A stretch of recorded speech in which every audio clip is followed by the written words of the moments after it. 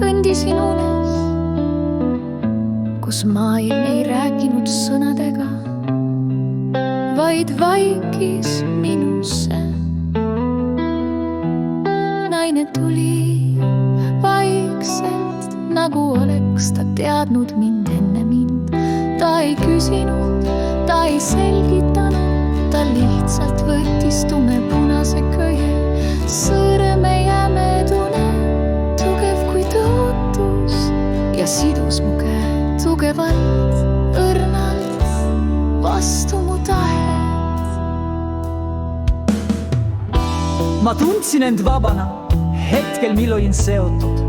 Sest see polnud vägivald, see oli peegelpilt, minu enda sisemine hääl, kes ütles peatu, sa ei kuula veel piisavalt sügavalt. See nöör oli punasem kui veri, soojem kui mälu, tugevam kui kõik, mida olin püüdnud kontrollida. Ta ei karjunud, ei nõudnud, ta lihtsalt oli.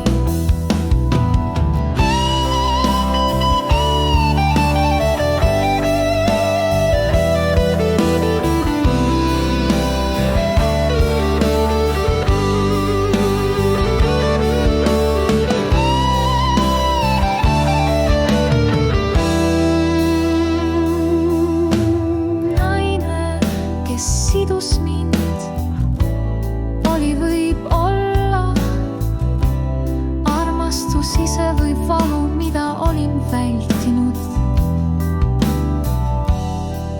Või tõde, mida olin kartnud kuulda.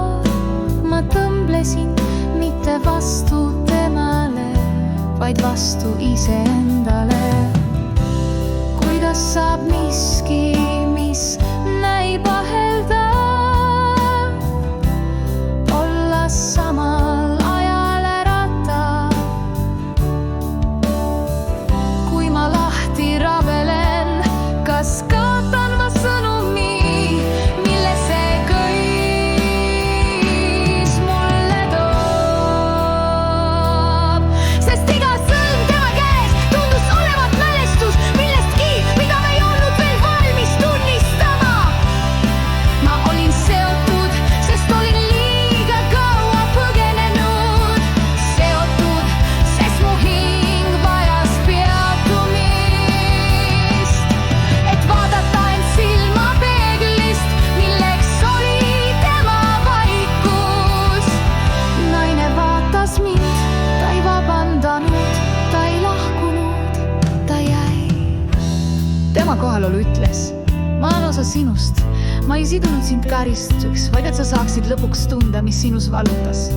Ja õppida seda hoidma õrnalt ilma hirmuta. Ja ma mõistsin, et köis polnud vangistus, see oli kutse. Kutse võtta vastutus oma sisemise segaduse eest. Ma istuin vaikuses, käed seotud, süda lahti. Ei rabelenud enam, ei protestinud, lihtsalt vaatasin. Nägin, kuidas igas sõlmes oli mu enda lugu. Liiga kaua vaigistatud karje, liiga tihti edasi lükatud tõde. Ja äkki taipasin, et see köis oli armastus. Mitte see, mis silitab ja lubab kõike, vaid see, mis kutsub ärkama, ka siis, kui ärkamine valutab. Naine ei eelnud midagi, aga ta silmad ütlesid. Kui sa oled valmis kuulama, siis maailm ei seo sind kunagi enam, sa seod ennast ainult siis, kui sa ei kuula enda südames sosinaid. Siis ma hingasin sügavalt, tundsin, kuidas köis pehmenes. Mitte see tõttu, et ta oleks selle lahti sõlminud, vaid see tõttu, et mu hirm lakkas vastu võitlemast. Sõlmed jäid, aga nende tähendus muutus.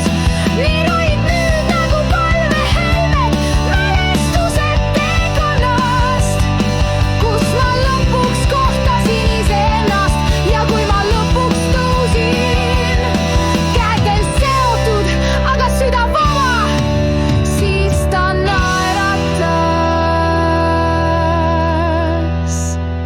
esimest korda. Sa ei vaja mind enam valvurina, sa oled endale ise tee, mine. Ja ma läksin, köis ikka veel mu randmete ümber. Aga enam mitte takistus, vaid meeldetuletus, et kõige tugevam side on see, mida ma loon iseenda ja töö vahele.